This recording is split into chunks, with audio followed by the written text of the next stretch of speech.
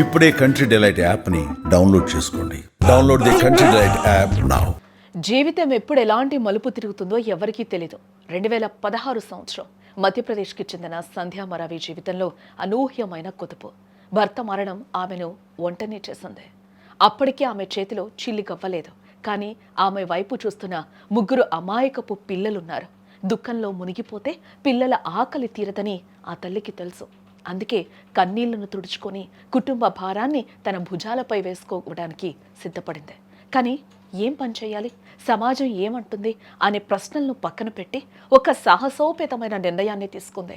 అప్పటి వరకు కేవలం మగవాళ్లు సామ్రాజ్యంగా ఉన్న రైల్వే కూలీ పనిని ఎంచుకుంది. జబల్పూర్ రైల్వే స్టేషన్లో బాడ్జ్ నెంబర్ 36, జబల్పూర్ రైల్వే స్టేషన్లో ఎరుపు రంగు చొక్కా వేసుకుని చేతికి బాడ్జ్ నెంబర్ 36 కట్టుకొని ఆమె నిలబడినప్పుడు చాలామంది ఆశ్చర్యపోయారు.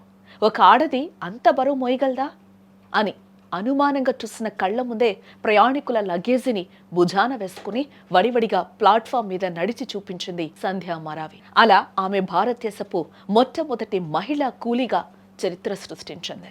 ఆమె దినచర్య అంత సులభం కాదు.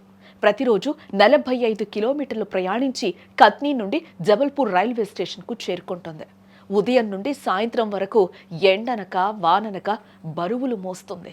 ప్రయాణికుల పిలుపు కోసం ఎదురు చూస్తూ ఉంటుంది. అయితే ఆమె పోరాటం అక్కడితో ఆగిపోదు. సాయంత్రం పని ముగించుకుని అలసిపోయిన శరీరంతో ఇంటికెళ్తుంది.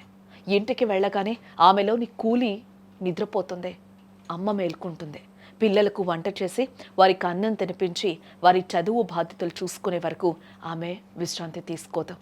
సంధ్యా మరావి కథ కేవలం బరువులు మోయడం గురించి కాదు, ఇది ఆత్మ గౌరవం గురించి.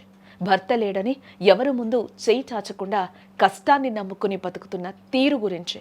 ఆమె భుజం మీద మోస్తున్నది కేవలం ప్రయాణికుల లగేజీని మాత్రమే కాదు, తన 3 పిల్లల భవిష్యత్తుని, తన కుటుంబ గౌరవాన్ని. కష్టాలకు కుంగిపోకుండా నేను గెలవగలను అని నిరూపించిన సంధ్యా మరావి నేటి మహిళా లోకానికి స్వాలంపనకు నిజమైన నిలువెత్తు నిదర్శనం.